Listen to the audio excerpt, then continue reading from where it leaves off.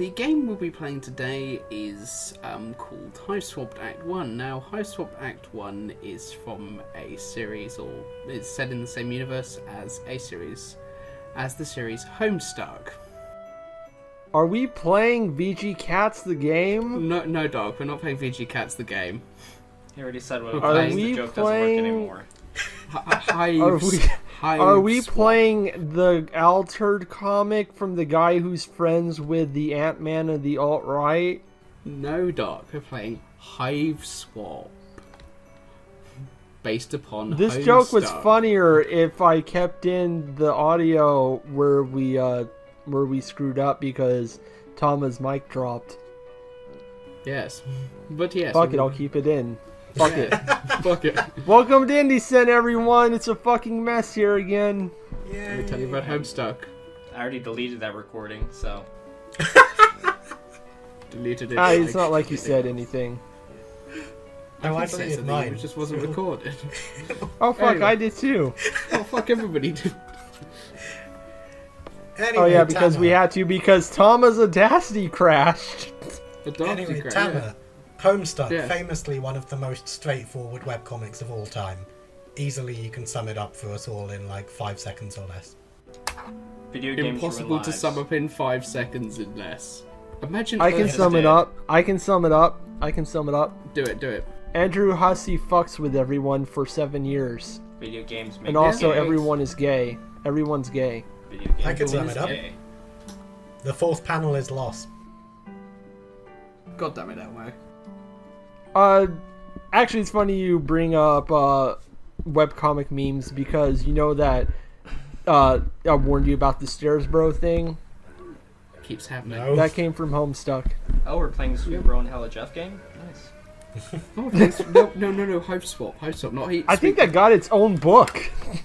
It did. So did Homestuck. Yes, I've got 2 of them next to me.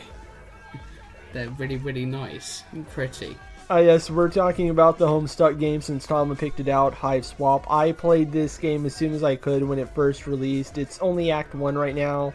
Act 2 is in the works since while it's being developed, they've been releasing volumes of some sort of weird friend sim game where you meet trolls that will appear in Act 2, so I don't know what the deal is. I'm guessing there's difficulties and also Andrew Hussey might be fucking with people. It's 50-50. It's probably both. Seems like a bad way to release your game. We find out that friend sim is actually a vital part of the plot, and by not playing it, we're not actually getting the full experience. But there we go. That would be typical Hussey. So yes, Hiveswap. But first, what have we all been playing since the last episode? Who wants as to you can go see, first? Dark is programming the microwave. I will go first. All the Hiveswap friend sim acts total up to being more expensive than Hiveswap. Well, yeah, because Hiveswap only has 1 act out. It's going to be a 4-act game, and then it's going to have a sequel called Huntswinch that's also going to be 4 acts. Go. Okay, so I've been playing 2 games this month. The first is Octopath Traveler for the Nintendo Switch. And hey, I got all of those 8 Octo Kids because there were 8 of them, because that's the title. And at the moment, I'm sort of wandering around, sort of trying to level up before taking on the next part of the game, which is basically everyone's Chapter 2. It's an interesting game, as I've said before. It's sort of several novellas worth of games sort of wandering around in the package of one game. The whole cast is actually quite a nicely rounded bunch of characters, from the thief forced to go and find something for nobility, to the dancer bent on revenge, to the girl who just wants to buy everything in the world. Is Shovel Knight in it? Shovel Knight is not in it. And clearly, this is not a video game that exists, because Shovel Knight is in all video games. Yeah, Shovel Knight, I'm sure will be some sort of DLC, will be into Octopath Traveler 2. It's an interesting game. The artwork, the art style is really interesting. It's basically, if you haven't bought it by now, you're probably on for a several month wait while Square Enix work out how the machine that produces all the copies makes more copies. The other game I have been playing this month is Super Smash Bros. Brawl for the Nintendo Wii. Because hey, Smash Ultimate is coming out later this year, and I thought I might try and actually. You're not allowed to like that one. You're only allowed to like Super Smash Bros. Melee, which is apparently so good that it came directly from God's penis. But Melee doesn't. And this is why it's okay to yell death threats at people at Evo. But Melee doesn't have Ike in it, or Lucina, or Snake. Ike is in Melee. That's where he premiered. Is it Ike in? No, he's not. That's Roy. That's Mark. Like all oh yeah, sorry, I got mixed up. All these Fire because they Emblem both kids have look the ridiculously generic white guy names. Yes, like. Yeah, I can't tell you how many guys at the office I work with are named Marth or Ike. No, not Marth. Ike and Roy. Ike and Roy. Oh yeah, that's fair. I don't know. That's up there with Mark. It's like Ephraim. Where's the Fire Emblem character named Mark? There is several Fire Emblem characters called Mark. And one called Of Matthew. course. And one Well, called Matthew Robin. makes more sense, because that's kind of biblical. Yeah. And one named Meg. She's the best. She actually is, and I will fight anyone who says otherwise. No, everybody knows the best Fire Emblem character is clearly that one girl who there is far too much fan art of. Who's really creepy, but somehow nearly managed to make it into Smash. That's just girl Soren. Yes. She's much less interesting than Soren. Soren is the best character in Fire Emblem. I think we can agree on this. Soren helped me figure out that I'm gay. Really? Oh my god, his fucking backstory is the saddest, gayest shit imaginable. Here, I'll wait for you, mysterious, tall, muscular, slightly younger person. I am gonna wait for you, and I will be the hey, I'm a dragon. Oh, okay. To be fair, the problem is with the current the best Fire Emblem games, which are Path of Radiance, and the other ones, is they're now like £300, and no one will ever afford them these days. At least GameCube emulation is actually really good for some crazy reason.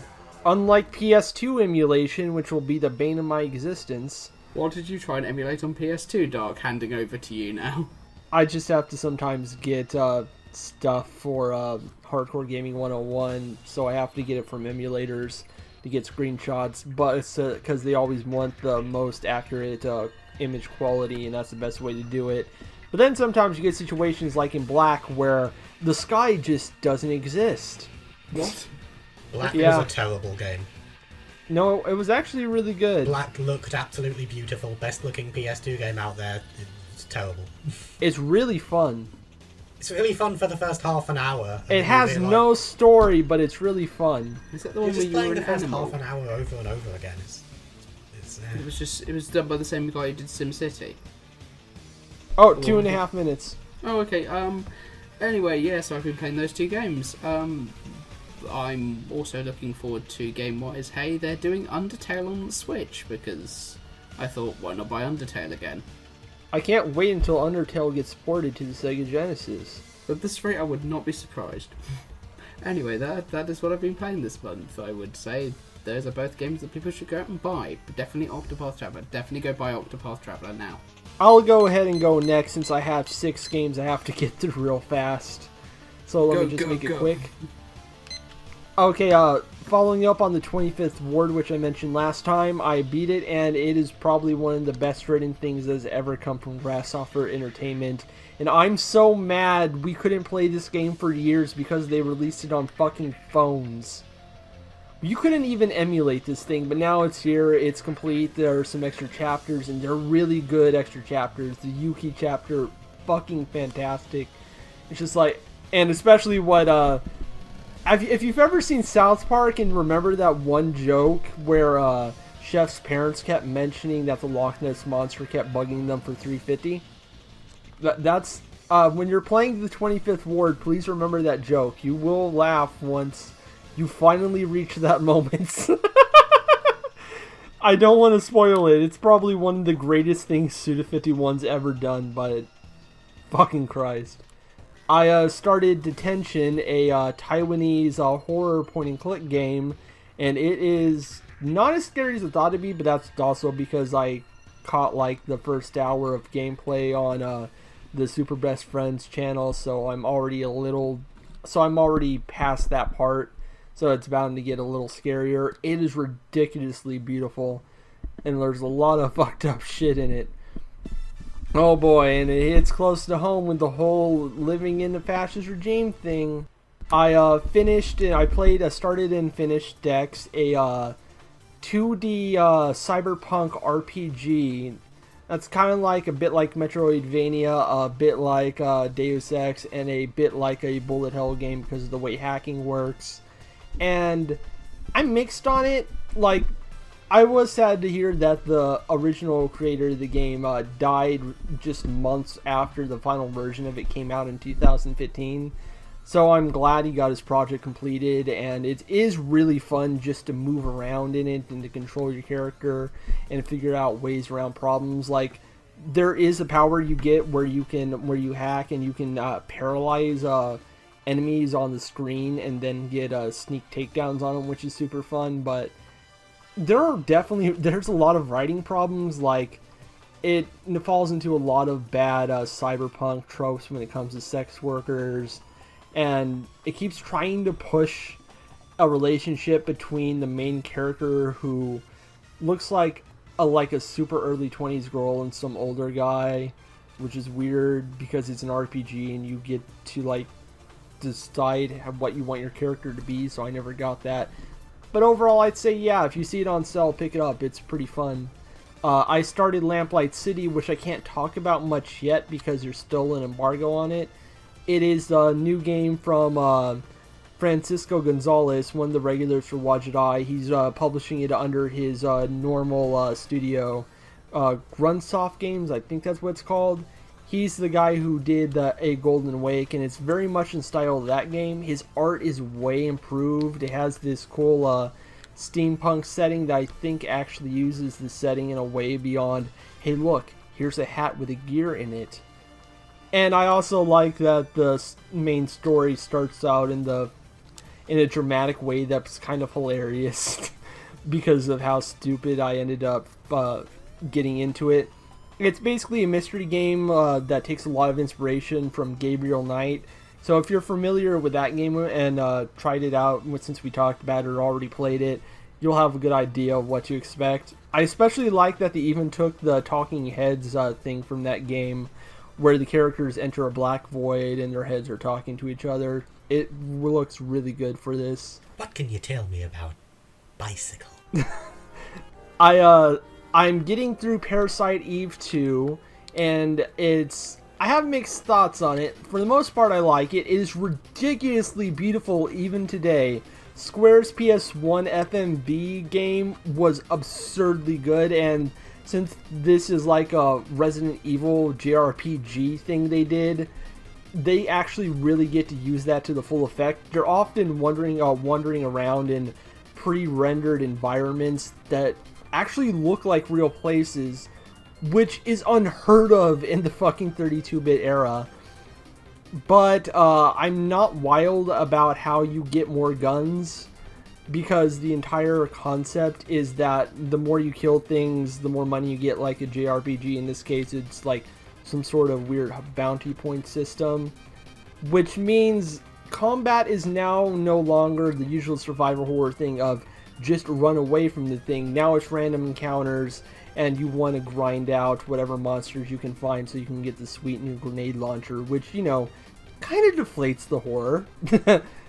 But on the bright side, there's a lot of great body horror stuff, including exploding fetuses. There are a lot of exploding fetuses. And also weird camels with people faces. You know, for kids. And the last game I played was, well, it's the one I played before all of these, Strife. And it's really interesting bit of history. I wrote up on it for Hardcore Gaming 101, and that should be out in a few months. Basically, it's a game from 1996 that did a lot of what Deus Ex did well before then. It's like the missing link in the immersive sim genre between Deus Ex and the original System Shock. It is a fantasy RPG that's done entirely in the Doom engine with Doom-style gameplay. And that sounds stupid, but it's actually really fun. it's rocky as hell, but it's really inventive for what it was.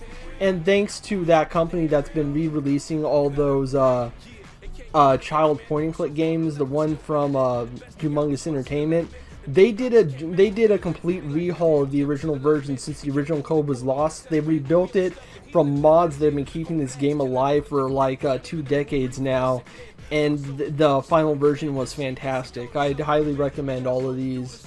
I had a lot of fun with Strife in particular. It's just a really neat piece of history, and that is it for me. Who wants to go next? I need to cough, so I might as well go next. Go. Sorry. I've only been playing 2 games recently, and one of them is The Suffering on PS2, which is going to be one half of our Halloween episode this year, so I'll save it for then. Spoilers! Oh, I mean, a mysterious, unknown PS2 game. What is it? It's probably Siren. Yeah, it's Siren. It's going to be our Halloween I game. fucking wish. Then again, I actually have Siren, and I can tell you from personal experience, it is hard as shit. I've done it, but... Okay, so... That game drives you mad. God, I did actually really enjoy Siren. It was weird. I do too, but it's like all the puzzle parts and all the difficult survival sections of Silent Hill, like after like when you're doing all the backtracking in the night town. It's that, but an entire game. Yeah. And worse. But yeah, before I talk about the other game, I need to give a shout out to a hero. The real hero is my best friend, who basically built me a new computer out of parts of my old computer, a shiny new case. He put Windows 10 on it, and he put a new graphics card in, so I could actually play Telltale's Guardians of the Galaxy. I'm so sorry. It was good. I was genuinely surprised by how little there was to complain about. That was the biggest disappointment.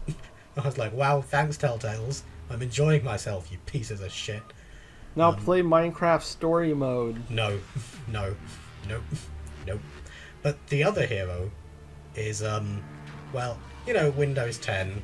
That's not the hero. That's not the hero at all.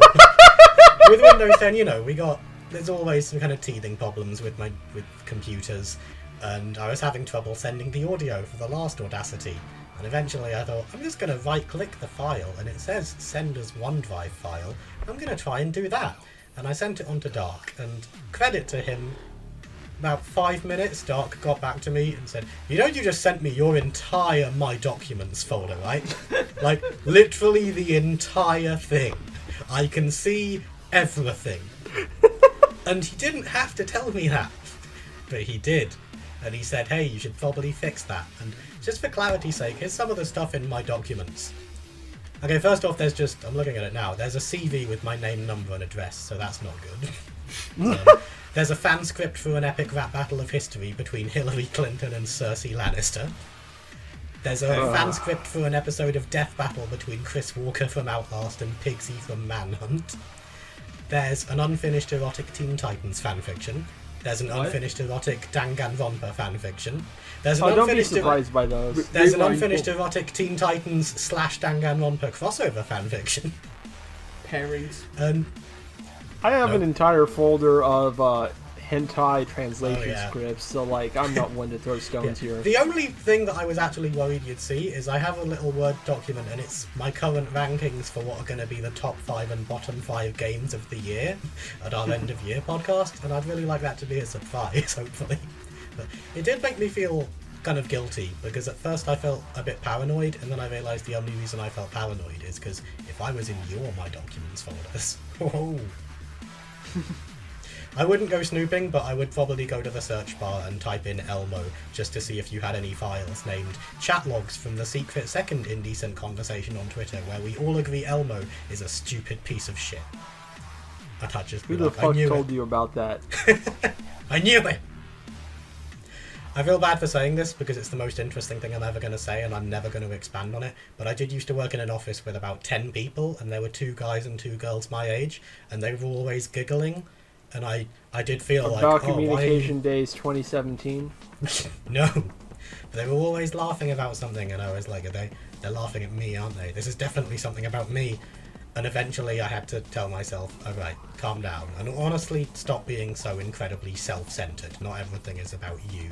They're just having a laugh. Stop being so stupid and paranoid and self-obsessed. It's crazy. Don't do it. And then a few months later, they accidentally copied me into this email chain. Turned out that every time they got bored, they went to Microsoft Paint and they just drew pictures of me naked. That was a crazy day at work. At least you're not as weird as them. Yeah. The only other thing I'll say about it is that some of the pictures had captions, and while it was horrible and gutting, then I'll never forget the look on everyone's face when everyone's just sat in the office doing work, and the person who accidentally copied me in doesn't realise they've done it. And I'm just looking through these pictures, and then I just read out loud in a really confused voice, "I'm the real Magic Mike." and they all stare at me, and then I notice that 4 of them are staring at me like, what the hell is he? Oh, fuck, no.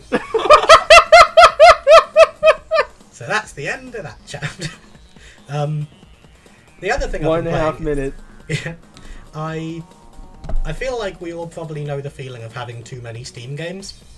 I also have the feeling that I've played too many Steam games. I've played about 10 games this year that aren't on Steam. So I've decided that for the rest of the year I'm not going to play anything on Steam. Which sucks, because Wajidai Games just brought out Unavowed. I think that's also on GOG and Humble. Oh. Danganronpa V3 went on sale at 55% off. This is the Police 2 came out. My friend told me about Tropica, which he said, hey, you know those old Sierra City building games you like? It's like that. And also there's a game named Not Tonight, which is like Papers, Please, only explicitly inspired by Brexit. So, God, I want to play that stuff. But I decided, no, I'm going to stick with some consoles. And I decided I'd get rid of something from my backlog that's been there for years and years. 45 seconds. Billy Hatcher and the Giant Egg. Oh, God. It's been on my to-do list for so long, and I was just like, wow, I'm going to finally get rid of it. And it's really chirpy and upbeat and happy, and it has a great soundtrack, and also, it's shit. It was terrible. Hit detection? What are those? It's such a horribly bad... It's the kind of game where the only advice I'd be able to give the developers is literally throw everything out and start working again from the ground up. It's not one of those games that's... Last time I complained about Splinter Cell Blacklist, that's a bad game in terms of nobody was putting much effort into it, nobody brought their A game. But it's still kind of enjoyable to play. Billy Hatcher was not good on any level. No, it's Level pretty design much, was awful, yeah. repetitive. Years in the Wilderness Yeah, that's Sega, about then. Years in the Wilderness Sega. I should have known when I started up the game and it said Sonic Team. And Oh dear. I just didn't realise. Sonic Team. Alright, not it's making a Danny's Sonic turn. game. Danny, go for it. Well, I'm kind of doing what I've been doing for the most part. I'm still hopping in and out of Tekken every now and then. Trying to learn it a bit more seriously. Learn Negan.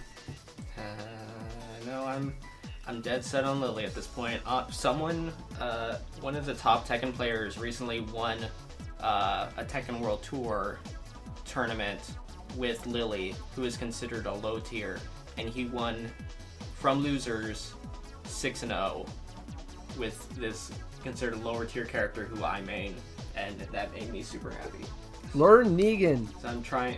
That actually drops in a few days, and I'm really excited for the update with. Negan for Smash. I don't think it's gonna have Negan in the update, but it's gonna have some of the new old characters and also wall bounces now and some new balance changes. So I'm looking forward to that. Trying to learn it a bit more. Put in a story mode that isn't trash. The story mode is great. The narrator sucks, but like the story is awesome. 3 guys really hate each other and they started World War III. That's a story. And it's great. By the way, everyone, I really hate Tekken 6. What's I Tekken? fucking despise Tekken 6 with every fiber of my being, except it gave us Bob and Lily, which is okay. No, wait, Lily was in the Tekken 5 Dark Resurrection re-release, so never mind about her. I hate to ask Bob is the what's only Tekken? good thing from Tekken 6. Fuck Lars. He sucks. He's boring in German. I made a Fuck I made it using go- guns in Tekken. made a Goku outfit for Lars in Tekken 7. Lars sucks. I keep plugging away at Dead Cells. That's already past games like Super Mario Odyssey for times played on my Switch, which I thought I put a lot of time into that game, but now I've got more in Dead Cells in less than a month. How is it that none of us have made a Papa Roach reference whenever we talk about that game? Because I don't listen to Papa Roach. I don't remember the lyrics well enough to make it well. They had a song named Dead Cells? Dead Cell. Oh. Well, I think that's the wrong band. The more Suffocation, no pixels. I've thought that game was fun since I first played it when it came out in early access, and it's gotten a lot better over all the iterations I never played, and then it finally released and it's 1.0. And just as I unlock more and more in that game, like it started out fun in its base form and is just getting more fun now as I unlock more runes and I can make it farther in every run. My average runtime. Discuss how it handles mana pools. My average runtime's probably gotten up to at least a half hour for every run now, which is usually about until either the next class or last level. So I'm having a ton of fun with that. I'm playing more of Picross S2. Not much to say, it's Picross. I'm at a point where some of those are getting pretty hard. And I played a lot of Picross on my phone for free. I have over 20 hours logged in Picross S2 now as well, which is funny. As for new stuff, I bought Rainbow Six Siege. I'm sorry. Kind of on impulse. And Oh wait, are you trolling the people to get them to say slurs? No, I haven't. Oh. I've hopped online for the co-op against squad against NPCs. I haven't done any player versus player because I'm not ready. Ask someone what the British call cigarettes. They call them Smoky Joes. That game is hard. I've been trying to do the situations, the single player stuff, but it's not. Those things aren't quite balanced for one player, so it's kind of hard to do them. And then you hop online for the co-op versus NPCs, and if you get any random mission that isn't just hunt down the terrorists and kill them, if you have to protect a hostage or protect the assets, something like that, one player on the team will just team kill or kill the hostage that the thing will end, and it's lame because I want to get experience in doing that. So every now and then I'm hopping in trying to do a mission or two by myself to try and get a handle on how I'm supposed to be playing that game. I played Donut County. I sat down, downloaded it, played it, beat it in 2 hours. It's a short game. Bees kiss their mom's butts. It's a short game. It's a really fun game. It's really cute and bright. Has a nice presentation. Has a great soundtrack that's on Spotify now, thankfully. I wish it was longer. I wish there was more to it because it's just a lot of fun to hop in a reverse Katamari Damacy and control a hole that gets bigger when you put more things in the hole. It gets really wide and yeah. That's a fun game. I recommend it, but it is very, very short. So other than that, I gotta plug some things. I also played and reviewed Heaven Will Be Mine, the latest visual novel from the creators of We Know the Devil, which came out a few years ago. I played and reviewed that for Crunchyroll, and you can read my review on crunchyroll.com. And again, for Crunchyroll, I'm also reviewing something else, but that I'm under embargo on for 2 more weeks, so I can't talk about it. Alright. Can I plug dopefishblog.com? Because by the time this goes up, I should have got my God of War vs. Spartan Total Warrior blog out. No, 2 very relevant games that everyone... Can't plug it. The plug is over. No plug. Okay.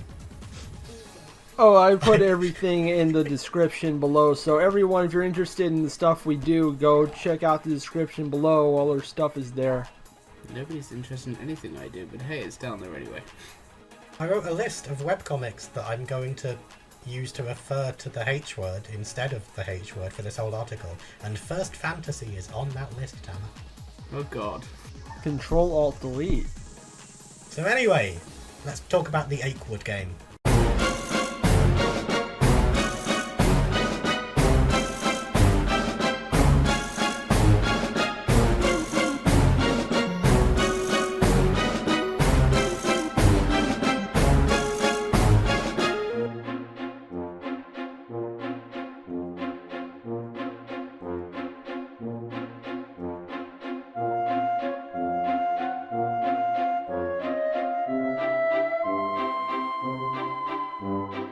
Hiveswap has an interesting history. I wrote down some notes. Do you mind if I get into this? No, go. So Hiveswap has the distinction of being the product of one of the most successful Kickstarter campaigns related to a game or a comic, like, in history at this point. What happened is, I think it was it 2012 or 2013? I don't remember the exact date. That Hussey put up this Kickstarter for a Homestuck game, and it ended up getting $2,485,506 raised. I mean, $2,004,850. No, damn it. 2,000. Sorry, I'm reading an exact number and it's tripping me up. 2,400,000. No, dang it. Over 2.5 Shitloads of money. $2,485,506. That's it raised that much. That's my PIN number. And it raised that much. It was a big deal, and people followed it for a while. It was going to be made by a studio called The Aw Gentleman, but there's some rumors of scumfuckery from them because it wasn't long before they left the project and were making a new King's Quest game, which I've heard okay things about but have no interest in playing, because the rumor is that they may have stolen some of the funds from the Kickstarter to make that game. So, you know, that's good. They ended up having to make it in-house under Hussey's game studio that he made called What Pumpkin, which is another Homestuck reference. A very obscure one, I'm surprised by. And they started making it, and in 2017, the first act finally came out, and we're currently waiting on Act 2 in 2018. And as we mentioned, hopefully in this recording, that they're releasing a weird visual novel series to tie in with that second act in the meantime. And before anyone asks, you don't have to know Homestuck to understand Act 1. Though if you do know Homestuck, there are parts where you're going to go insane.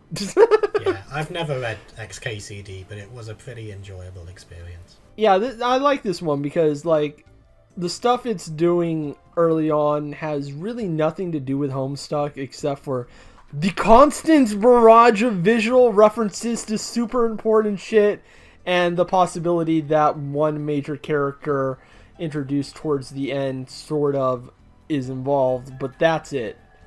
The rest, it's fairly easy to follow. Like, you don't need to understand what the fuck a Serb is. It doesn't matter. I did genuinely like the references in that I was really worried going into this game, being, like I said, the only one who hasn't seen Schlock Mercenary, that there would be lots of references where they would be kind of in your face, and the only thing I can think of comparing it to, sorry to get a really dumb comparison in here already, but you know, in like Deadpool or Deadpool 2, I'm sure that at least one of the references he makes you don't get, but you acknowledge that he's making a reference, and you're just kind of like, oh look, it's a reference to something I don't understand. This really doesn't do anything for me. That doesn't happen in Hiveswap, and I'm really pleased with that. There's a lot of like neat little side content and stuff that you can look at, and I'm sure there's things that make more sense to members of the fan base of Menage a Trois. But if you're just playing the game as a game, it never kind of jumps out at you and it's like, whoa, Perry Bible Fellowship reference, whoa! It never fills up the screen.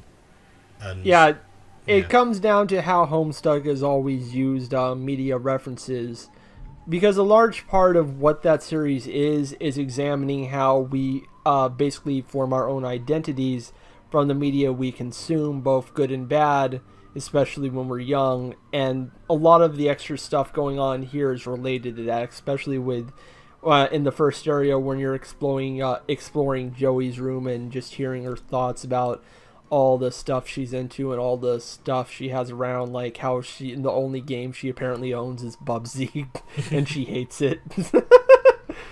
That's my favorite joke when she's thinking about Bubsy.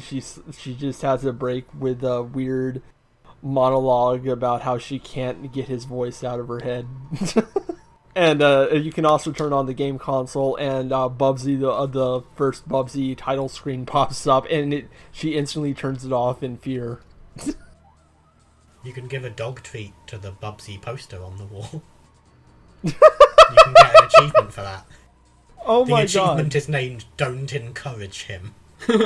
Our brother's like really into the X-Files, and that actually paints a big part of his personality. And you even learn a lot about the two troll characters when you meet them later. Well, when you meet one of the troll characters later, the other one is kind of a no-show, but his presence is felt out, and he's like going to be the main character of Haunt Switch, the game that's going to follow Hiveswap. So, yeah, a lot of the references in here are meant to get you in the heads of the character. When they're talking about them or talking about what those things mean to them, you're learning a different aspect of their personality. And it allows, as long as you're actually looking at all the things instead of trying to skip through the game with a walkthrough, you learn a lot about the characters that way. Just like it worked in the original Homestuck comic, where there were pages upon pages of people just asking John to look at your posters on the wall and tell us about Ghost Dad. So yeah, it works like that. The basic plot is that there are two kids living in a mansion named Joey and Jude who end up having a pretty normal day outside when suddenly giant black monsters with green inner mouths appear and start wrecking up the place, and they have to figure out how to get out and survive. And then eventually space gets involved with an alien race called the Trolls, when Joey finds a weird contraption in her attic and gets sent off to the planet while one of the troll characters ends up on Earth, but we don't learn what's going on Earth until Haunt Switch, so, keep that in mind. It's just pretty much focused on Joey trying to get back home, get in this weird situation, and then realizing that she needs to do something about this horrible thing she's been placed in. And it's really funny. God, It is ridiculously adorable. Every single line of dialogue, I love it. Oh, I should mention that Drill wrote for this game. As in Drill, the man on Twitter who made that one tweet about going out in the middle of the desert that everyone attributes to Metal Gear. And thousands of quotable lines apart from that. I purposefully did not look at the credits to avoid seeing Drill's This is Oh, you don't. It doesn't say his name and then actually Drill. It just has his regular name. You have to put pieces together if you want to figure out who Drill's real name is. I didn't So want to don't see worry. any of the names under the writers. Even in passing, I don't want to see Drill's name. It's like seeing the face of Chuck Tingle. Just no. I'm gonna be honest. I'm getting sick of that fucking attitude because I remember when that first came out, and someone on Twitter was like, "Hey, this is cool. We know his name now." And then everyone for like an entire fucking week were harassing them because they thought they doxed Drill. I'm like, fuck off. I don't give a shit about what you think about internet comedy and keeping the illusion of some fucking meme account. Like, that doesn't give you the fucking excuse to harass someone. You pieces of shit. Even when they didn't do anything. They just shared a post they found on Tumblr. On Tumblr, you fucking pieces of crap. Sorry, I'm genuinely angry about this. I don't want So- to see Drill's name. Fair enough. This game is based on Oglaf. I would play an Oglaf game, not joking. I'll play an Oglaf game. Yeah, this is basically Baby's first point and click. I was surprised by how easy this was when it first came out. Like, a lot of it is just clicking on things and learning more about the characters and learning more about the world through their observations, which is neat. And the other part of it is super easy puzzles you don't need a walkthrough to complete. I kind of like that, because the focus was more on the experience through the world of dinosaur comics. I really hope it doesn't sound like, oh, I'm doing the jokes and that means that it's all insincere, because I like this. I really like this. I got really confused in all the battles. I definitely needed a walkthrough for those. I will give you Those that. are the most counterintuitive things. Yeah, the mistake I first made was treating them like actual battles when you're supposed to treat them like puzzles. There's no discernible feedback for if you're doing the right thing, though. That's the problem. Like, they're puzzles, but there's no way to tell if you're doing the right thing to complete them. Well, yeah, that's why I meant if you treat it like a battle. If you treat it exactly like a puzzle, then you aren't going to be expecting feedback. You're just expecting one thing to eventually work. I kind of expect some feedback. No, you from expect a puzzle feedback from a if I'm doing it puzzle. right. You need to know. Especially if it's a multi-part puzzle. In a point and click, I never expect feedback on puzzles. Unless I've actually done something exactly right and can continue to the next step of the puzzle. Well, yeah, if you do the right thing in Hiveswap in a battle, you have no way of knowing if you did the right thing. Except something significant will change in the animation or the environment. It doesn't always, because I did the right thing. Like, in that first one, it's like, you have to throw the dog treat 3 times. I threw a dog treat, and nothing changed. Yeah. Okay, yeah, I remember that one. That one did annoy me a lot. I'll give you that one. I'm fine with the others, but that one, yeah, was a bad opening. My least favourite was, let's see, I think it's because, like, it's a mix of, it's quite surreal. I don't want to say random, because that word has so many negative connotations.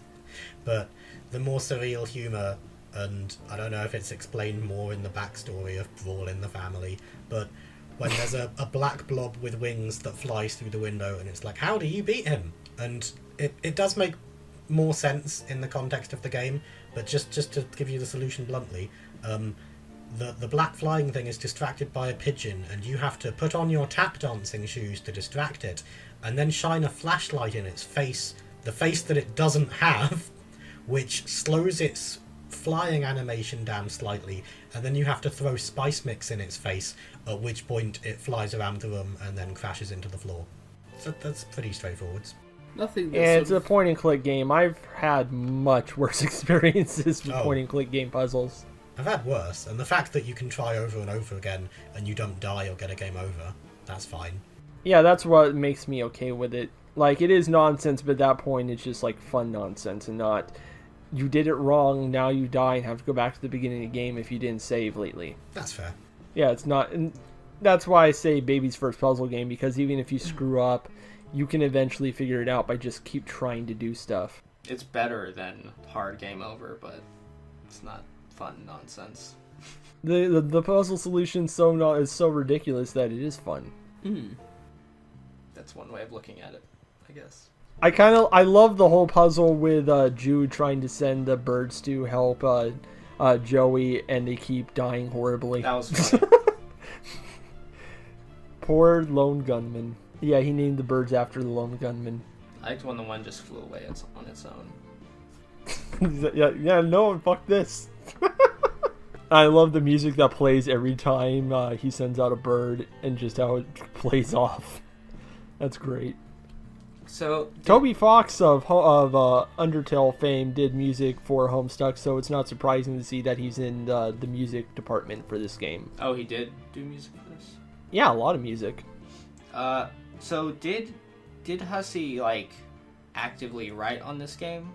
He came up with the main scenario and probably is definitely in charge of the larger plot for these games. Okay, but none of the kind of, like, dialogue and stuff.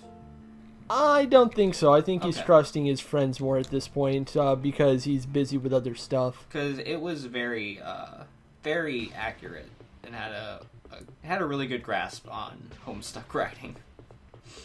The only difference is there's none of those shock jokes or a lot of the extra irony humor that he tends to use. It's more the goofy shit, which I kind of like because, especially with the characters they have here, like when you meet your first troll, I think it's Sephiroth. He's just the nicest guy you've ever met, and you just don't want to see him sad or hurt or ever. He's very gay, but then again, all the trolls they're all gay or bi or ace. None of them are straight, not a single one. Are there any straight characters in this game? No, there are not. Hey. I haven't seen enough of Jude to make a decision on him yet. But yeah, one of my favorite bits is when you're down in one of the lower floors and Joey's looking at blue lady lamps that her father left around. She's having constant gay thoughts every single time. She's like fucking blushing and like mentioning that she's she doesn't know what to do right now. the gayest thing I've ever read. It's great. I thought she was just blushing because if my dad was like, "Hey, son, I've made a lamp," and I looked at it and it was a woman in like a bikini, I'd be like, "Dad, I think we need to talk." Why? Because you're 65. This is... Brexit was one thing, but this is... Old people fuck, Elmo. No. Lady lamb. My parents have never fucked. I have 3 siblings. My parents have never fucked. So anyway, back to super effective or whatever this is. It's altered. After Smash Bros. I don't want to get into like this really spoilery stuff because then I'm just going to go on and on about Homestuck forever yet. So I'll try to keep that in wraps. But basically the game is divided, the first act is divided into 2 parts. You have the parts on Earth where you're dealing with the sudden infestation, the weird black monsters. And as someone who's read of all of Homestuck, I can tell you right now, I have no idea what the deal is with those things. Jude mentions something about some sort of conspiracy cult that might be real that the game hints, but I also have no idea what's up with that either, so that's an interesting thing I hope gets explored more. But once you get to Eternia, the planet of the trolls, it starts becoming more, okay, yeah, I'm starting to see this is Homestuck now.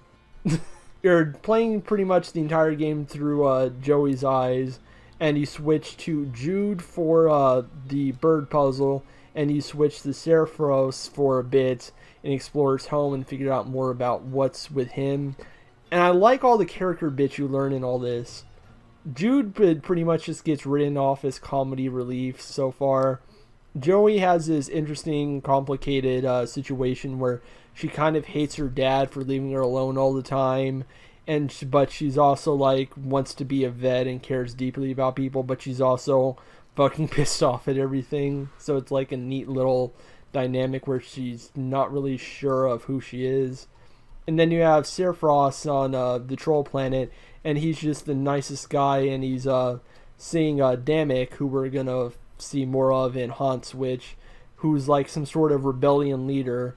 Except there's a lot of hints that while there's like they have good chemistry, there's also a lot of hints that Damek might be treating him like shit, and he's just too nice to say anything about it because of the way he's grown up. And then you start to realize that he's living in horrific situations, and he's just trying to normalize all of it, and it's kind of fucking him up a little. And you kind of get interested about where all this is going in future arcs and how all these characters are going to grow and bounce off each other. It's pretty much just about characters and setting up the main conflict with the Harris, I think she's called, the current leader of the trolls, I think current leader. I'm not sure there's an empress at this point.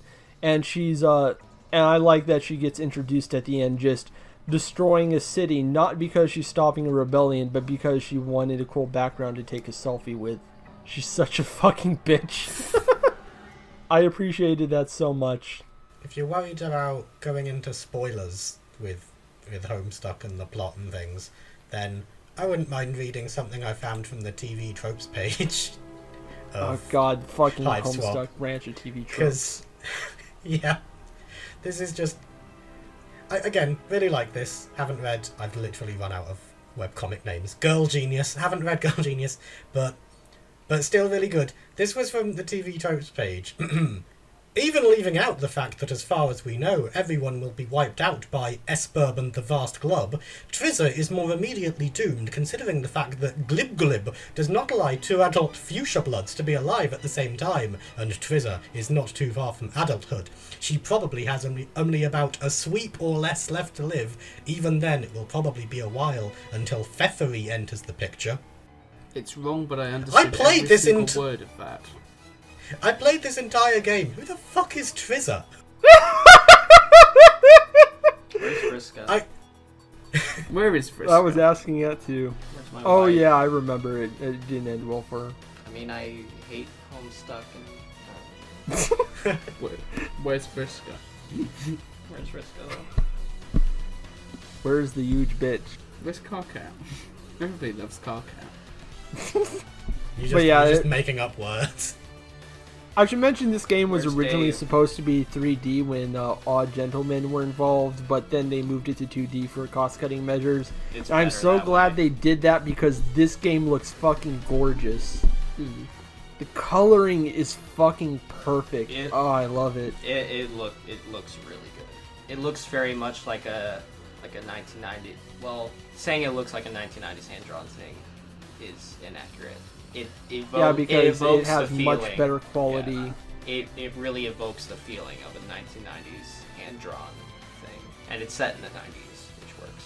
I also like that they kept the way that they draw humans in Homestuck, where they don't have a particular skin color or even have like a particularly human color to them.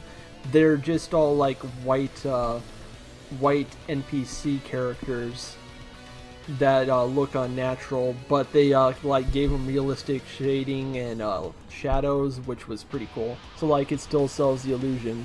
It just kind of makes the art style work for it, and I like that. It does have a very, very sweet, rather nostalgic feel to it as a game. Bubsy. It just brings back, obviously I'm a little bit too young to remember that particular period, but it does very much bring back the sort of early 90s feeling of sort of very, very early internet, fairly limited game consoles, having to go outside and play. Limited connectivity with people in your life. Yep. Yeah, it captures it pretty well, and I like that when you get to the troll planet, and of course the texting starts because that's how Homestuck works. I like how they do it in the Earth parts where they're just talking on walkie-talkies, and you just get the text from there. When you get to the troll planet and the texting starts, and Joey has no idea what the fuck this is. She is just utterly confused by this strange text box. That's great. Yes, it is so good. How did everyone find the story? I really liked it. I liked it too, but it's hard for me to say much because, like, this is the sort of thing that needs to be finished before I can give a final verdict.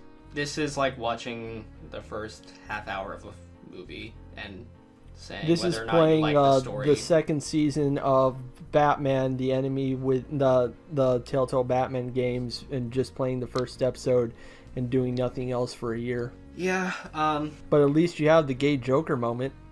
feels like this game has been out longer than a year. It hasn't even been a full year. Yeah, it's weird, isn't it? I think it's because people had just expected the second act to come out so fast. Yeah, because usually when you get these episodic games, well, not depending on the type. If they have a bigger publisher, they'll release every few months, and so you have time to kind of process an episode, and then get a little break. Then you're like, wonder when you start getting the itch for the next one, and then it's like, oh, it's out in a month, cool. But Yeah, but that's not gonna Yeah. fly with because this with is both with indie development, it's gonna take longer. But I think Yeah, I think that kind of overall hurts the game, unfortunately. Although I think the $2 million raised on Kickstarter really screwed with people's perceptions of how Yeah. much games cost to make. Yeah. Like, I remember that they put a few people on staff off of staff for a while recently because they did all their work for like Act 2, I think, and they don't need them at the moment.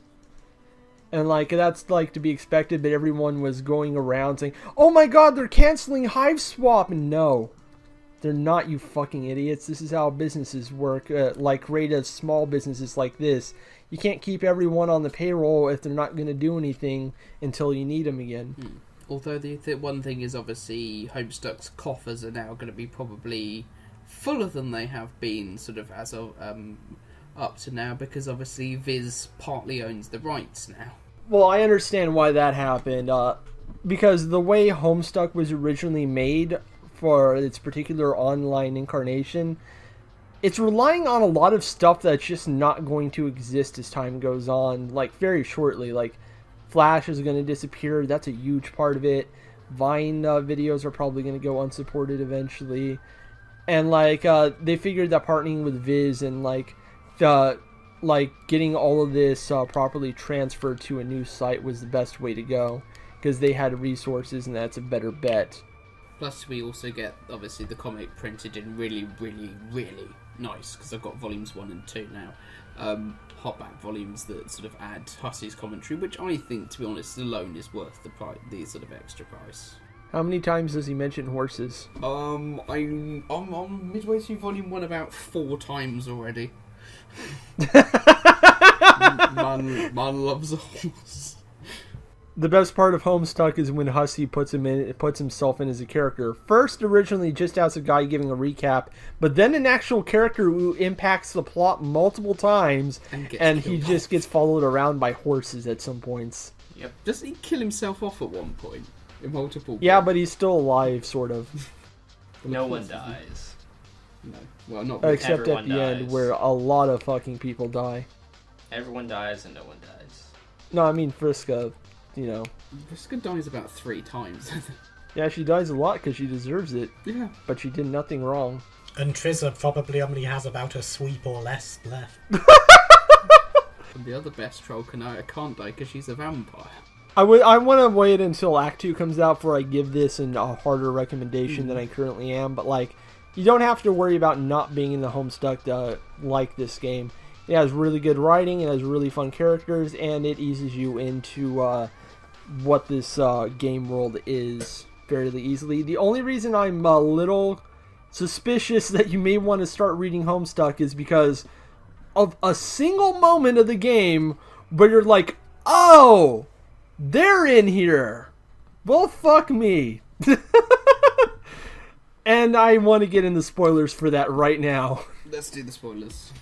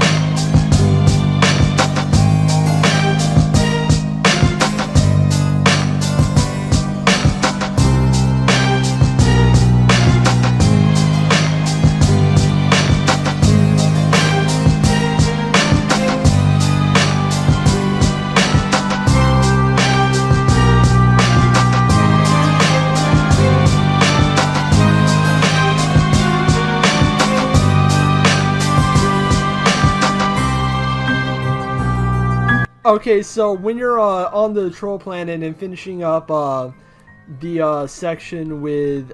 Oh, crap, I keep forgetting his name because it's spelled so weird. Xeros. Yeah, Xeros. Yeah, when he's getting when he eventually gets dug out of the rubble, he gets an upgrade on... a security upgrade on his chat system from a mysterious someone with a white orb avatar, or a cue ball, meaning that is Doc Scratch. Motherfucker! Which means the Elmo, listen, I'm about to explain it, Oh my god, you must not Doc Scratch. He... Oh.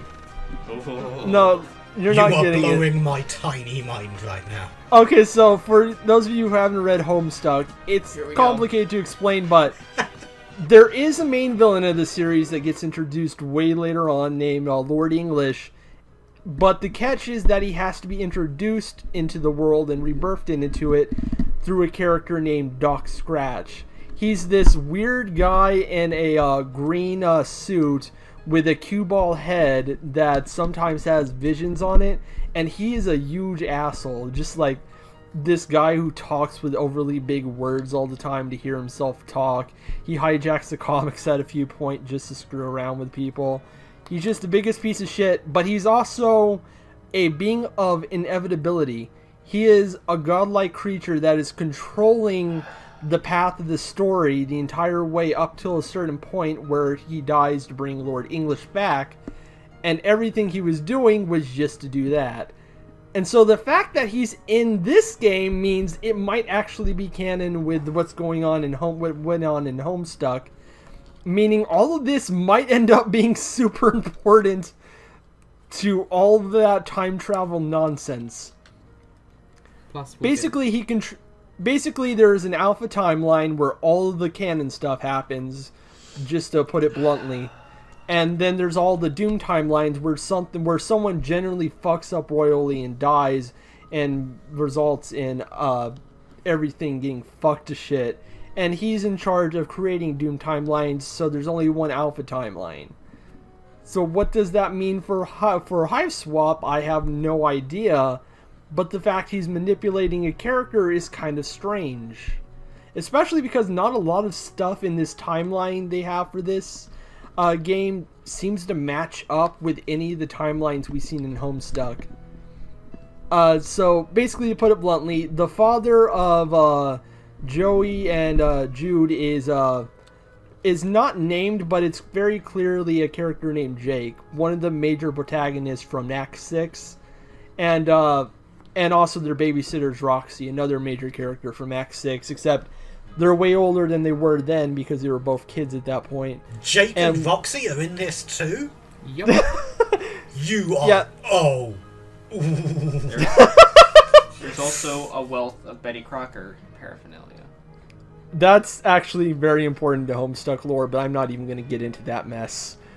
But like Roxy's clearly just a normal teenager here, which is cool, but Jake is off traveling the world, and for some reason, he has the fucking space transporter machine in his attic that is designed based off two of the most important characters in Homestuck lore, including Lord English, so why the fuck does he have that? Where did he get that? Is he doing something important for Homestuck lore? What? I think Homestuck lore is kind of an oxymoron. So in which timeline is near the older brother? I think it's the beta timeline. Definitely the beta timeline. Okay. Which is So yeah, So this isn't a Doom timeline because the Serb event that happens in the normal timeline doesn't happen here. So there's like no game that sets up this big ridiculous thing that ends up in the world dying and all these kids having to like play this game to bring it back. So there's none of that. But it's also not the other timeline we get in Act 6 because the fact that Roxy and Jake exist at the same points in time blows that out of the water. Right out of the water. Because Roxy and another kid named Dirk were in the future as the last two humans alive thanks to Guy Fieri and the Insane Clown Posse being used by an alien monster destroying the United States of America. I'm not joking. Probably one of the funniest info dumps in that series is just like Dirk straight-faced explaining to everyone how Guy Fieri ended up on the Supreme Court and the presidents of the United States were the Insane Clown Posse and they just started gulag camps. This is a bit of an off-topic question, but how are the comics gonna... Are they gonna be able to get around using all this, like, name-dropping all these official things? Yeah, and of course, like, the Snoop Dogg sword. I think that's why they got with Viz, because Viz can help pay license fees for the reprints. Okay. That's what I'm guessing. Yeah, I haven't noticed any major differences between the printed and they even give the page reference numbers. So if they have sort of done stuff, Hussey's gone back into the original comic and literally redrawn it. So, well, is the Ghost Dad poster in the Bill Cosby laptop still there? Just check 1 second. Do you remember how? We have to check. How early is it? Well, I can see the Ghost Dad Con Air posters in there. Give me a second. My Little Monster. Give me a sec. It's important that My Little Monster is still canon. The face-off posters in there. Yes. 1 second. And he's added some stuff in by the look of it as well. Give me a second. Dedede. Is the Puppets Bus website still in there? I don't know if in the book form he has got The brother of one of the main characters is really into puppet butts. yeah, the puppet butts. Smuppet. I think the puppet called And then Smuppets. one time he sets a trap where Dave opens an attic door and all the puppet butts fall out and land on him. They're called Smuppets. Classic Right, Dave. Just turned up. Let me have a look. I'm trying to remember really. When does he make the Cosby top? It's not that often early, is it? Well, I'll tell you. I remember it. I remember it An was already evergreen built reference, by. for sure. GameSpot's in the comic, in the printed. Where version. are the gushers? Are the gushers he got for the birthday still there? This is important. I think so. Give me a second. I'm just leafing through this thing. Betty Crocker cake mix is in there. Okay. Of course, that has to be in Yeah, Yeah. that's honestly integral to the plot. Integral to the plot, absolutely. Oh, lovely prints of sweet road headed. Without an ounce of irony in my voice, that is integral to the plot. there. It really is. I'm really beginning to think that Homestuck doesn't actually exist, and the three of you are just like, definitely does. let's just take LSD before we start recording, and then the let's puppet, just... the puppet butts. See, Elmo, this is what happens when you make something for free on the internet and you're also a huge troll to your audience and will often just delay the comic for random amounts of times and repeat entire panels just to fuck with them. The puppet butts are in. The puppet butts. He's are in. he's reposted the fucking explanation for the troll's relationship system like 4 times I think we in a have, row. I think we have the Cosby top. Mm-hmm. Okay. we? Do we have Cosby top? We don't name our episodes, but that's the name of the episode. Do we have Cosby Top?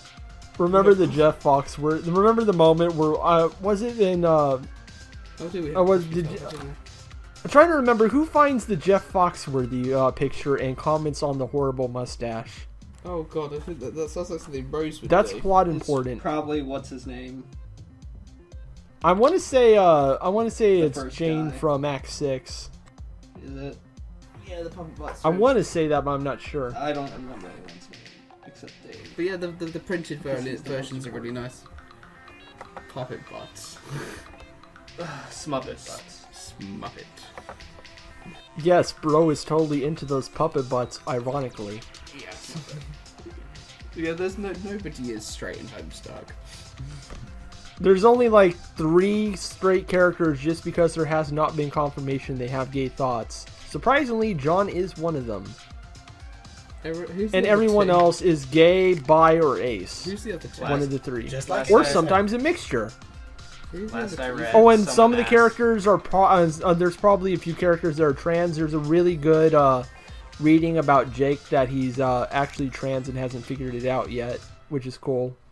Like how he's always obsessed with Tomb Raider paraphernalia, but he's never like shown being sexually attracted to Lara Croft, that sort of thing. Where he's just like, oh, she's really cool, and he is always using her his Tomb Raider guns all the time. So who's the other 2 characters? Literally, like the last chapter I read before I just dropped it completely. Not just for kind of like I was like, Yeah, I it's don't want long, to I do get this it. anymore. Not because it's bad. I can't do this anymore. There's like a huge hiatus after a huge hiatus, and I was just like, like the last chapter I read was, I think it was John asking Dave if he was gay now, and Dave was like, "What? No, I know I used to be an asshole." about Oh, that. that's so close to the end. Yeah, it was like when Dave is bi. everyone was like, "Oh, it's ending soon," and then like there was a huge hiatus. It's like, "Oh, it's back. It's gonna end soon," and then They had to make the anime for the ending. Yeah, Homestuck finally and became an anime. then it just went Anime on a huge hiatus takes again. I was time. like, I'm done. But yeah, Dave ends up being bi, which is cool. The one thing I am I always quite figured. interested to see how they do for. I the- like that. Jade ends up being a furry. Yeah. Yeah, she was always a furry. In the pet. She actually becomes an actual furry too, which is great. Man, Homestuck was good. Homestuck is fucking nonsense, but the best part about it is that all the nonsense eventually makes sense. We're not even talking about the game. We're just talking about Homestuck. And honestly, I'm fully expecting Homestuck nonsense to eke its way in because, Doc Scratch is definitely involved in this motherfucker. And hey, you know what? I didn't find myself very invested in this game or this story. But what it did make me want to do, by the time, when I was an hour or so in, when I found myself at a point where I was thinking, I should read Homestuck again. Oh. I had to slap myself in the face. You were so close to the ending, it's not even funny.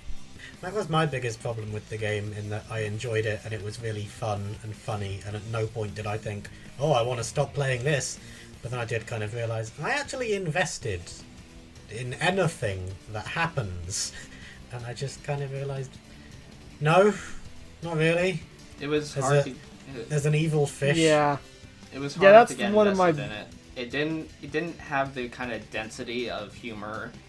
It wasn't as dense as Homestuck constantly is. I think I nailed down the problem with this is, I think it's because everyone was writing in the way they, the way the webcomic was written, which was already technically kind of based on point and click and text adventure games, but it doesn't really translate here the way the game is actually built. Like, there needed to be more focus on the stakes, like more use of mechanics or cinematic language to sell what's going on, not just, the comedy's funny, but it feels like there's too much of it at times, if that makes sense. Like, there's not enough time just trying to establish all this serious shit that's going on. Yeah. And too much time is establishing the characters. And, characters are extremely important, and it's going to be, definitely why I think the future acts are going to be fantastic, but the plot is such afterthought, or they're just hiding everything for later. I both agree and disagree with you on the comedy, because what was there was generally funny, but and it felt like it was less dense with comedy than Homestuck, at least. Yeah, as Homestuck is, it felt less dense with comedy. But at the same time, it did feel like there was too much at times, because it being a game, as opposed to just still images on a screen. When it dumps me into the game, when I have to get out into the hallway, and it's filled. The game's pushing you with a sense of urgency, or all the writing is, but then you're just kind of meandering around looking at stuff because there's no actual stakes for just hanging out there for a while until... That is a bit of a problem with the point-and-click genre in general, outside of, the mystery subset. Yeah. I've noticed. Anytime you want to do kind of an action scene, it's there's no real urgency there. I think there is one point where you can actually get a game over for dawdling around. At one point you have to make a break for it, and you can just switch over to Jude, and he's just well, I wonder how she's doing. And then it just cuts back to her, and she gets eaten by a monster. But yeah, I felt like there should have been more dense comedy, but at the same time, it being a game format, it felt like you meandering around to look at stuff didn't feel quite like the right thing to do. But that's how you get the comedy. Yeah, it's really interesting, because, this is connected to Homestuck, which is a ridiculously ambitious project in so many ways. Yeah, but this is much more restrained in what it's trying to do and what its expectations are, which is good for an indie project, because that means it's more than likely to actually meet those expectations, but that also means it can't really live up to the gigantic lingering shadow over it, so, it's going to be interesting to see how it ends up wrapping up. Because I don't think it's going to end up being nearly as good as Homestuck in any way when it's finally all done, but I think it's going to be something of its own that's worth looking at. Yeah, unless they're releasing these acts over the course of multiple, unless they're releasing them over a course of 10 years, it's never going to come close to the kind of meandering epic plot of Homestuck. They might, because Hanswinch is also supposed to be in 4 parts, But I suspect that's going to change later in development with how long it's taking this game to get finished. Because like if it's going at its current pace, all 4 acts are going to come out within 4 years. And yeah, I mean you're not going to get people to wait for 8 years for what's basically one game, because Hot Switch is just going to be Hiveswap but on Earth.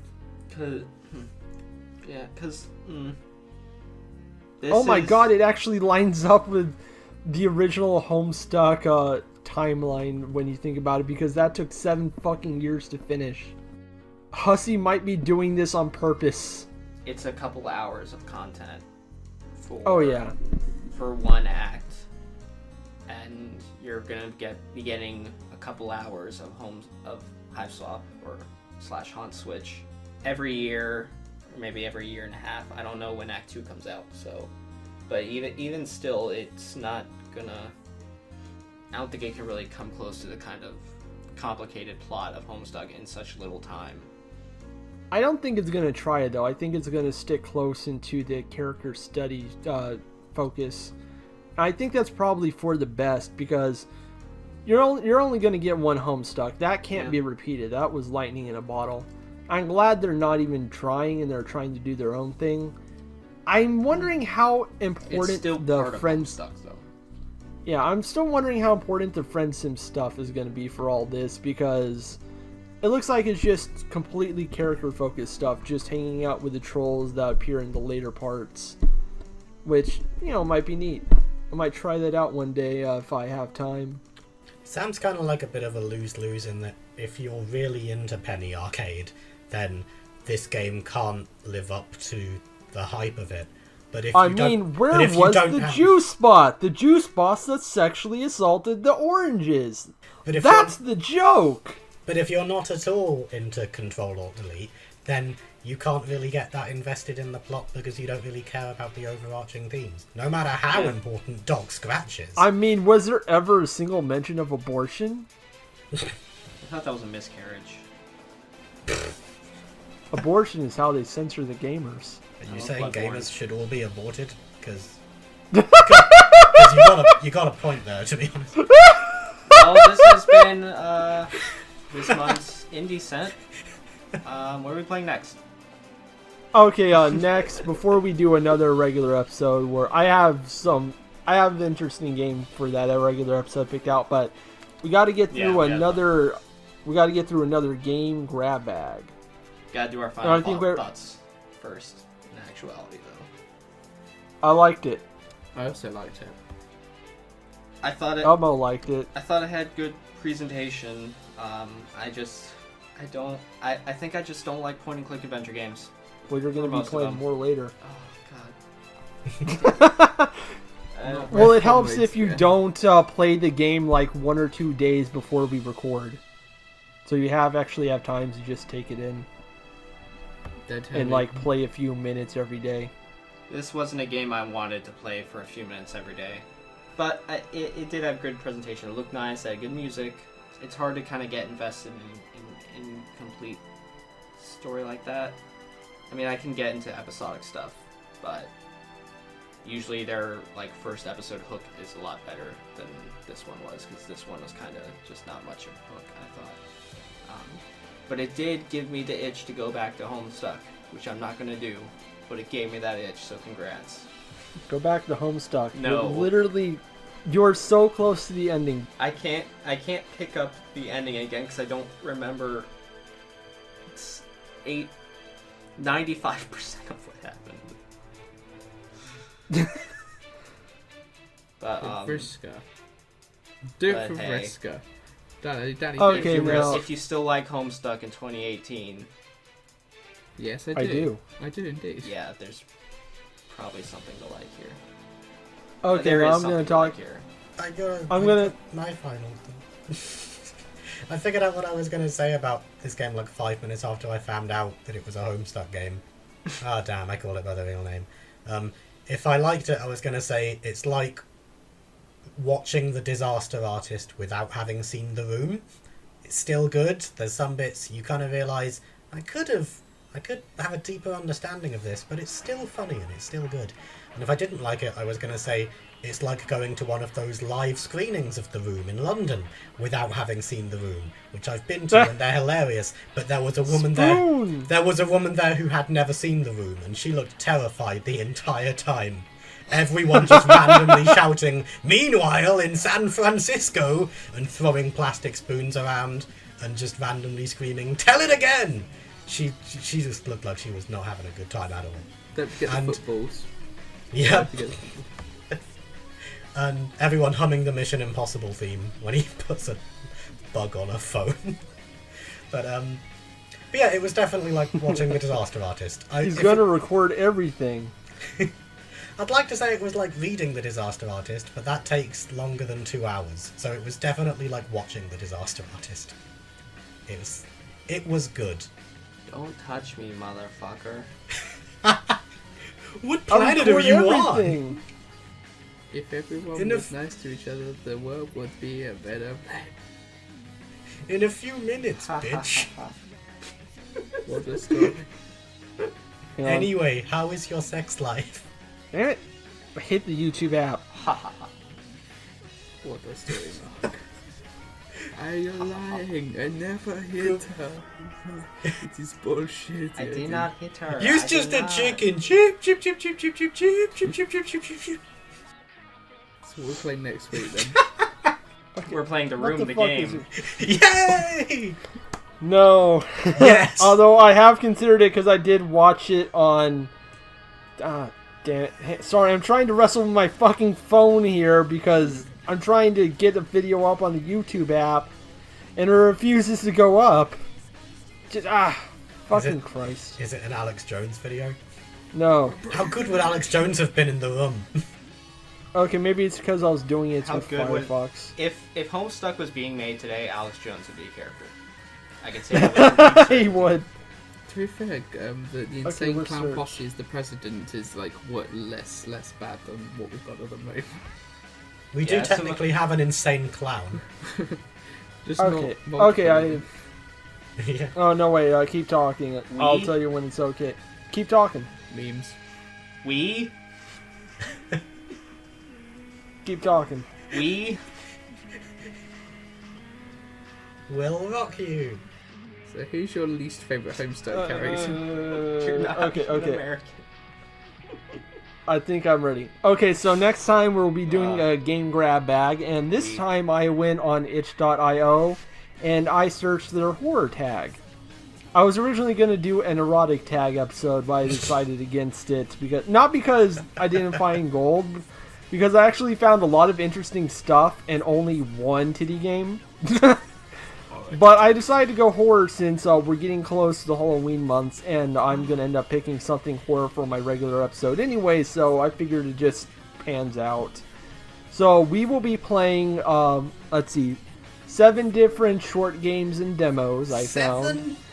Listen, it was going to be 6, but then I came across one that I had to put in here. You'll understand once I bring it up. Okay, so we'll be playing,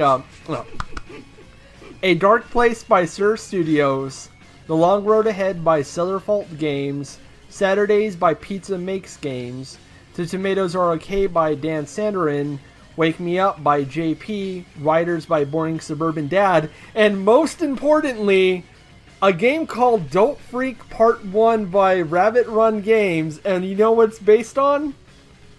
Alex Jones.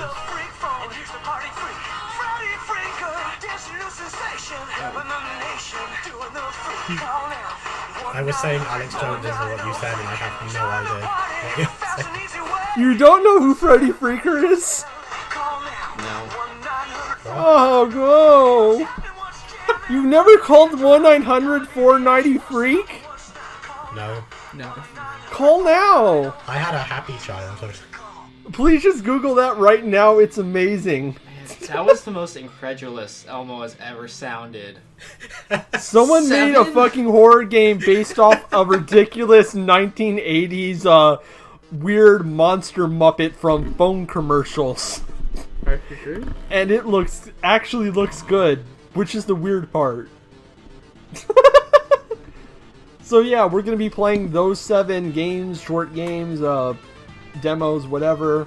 and I will give it all. I'll give them all to you in the chat. I have all the links and stuff here, and then we will talk about it as soon as everyone plays the games. Cool. We're See going you to in play 5 all months. the games. We're going to play everything. We should play Horror, the video game. What were the video It's my games? childhood monster who I've known since childhood. And the monster Okay. that Nobody. Just remember, everyone, don't freak. Jill sandwich. The only way is Essex. What are we doing? Oh, and I don't want to give away what we're going to be playing after this episode, but I will say it will involve. It was come from someone who came from a literal nuclear city in Russia. What? Oh no. Me? Is it gonna be Red Comrades? Oh, No. not Metro. Okay.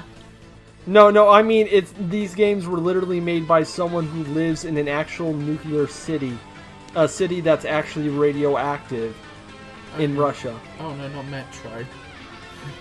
No, it's something none of you have ever heard of. I'm talking actual indie stuff, not this Devolver Digital published by EA Games on the side shit. I mean, like, you've never heard of any of this. The last game So we look did forward this to that. festival- grandpa's indie game. Hotline Miami, I remember when it was called Smash TV. Am I the only one who's played Smash TV? Yes. Yeah. Oh, for fuck's sake. I haven't played Hotline Miami either. Oh come on. Let's just end this already. This is a nightmare. Let's all sing the Homestuck song to finish the shot. You are tearing me apart, Elmo!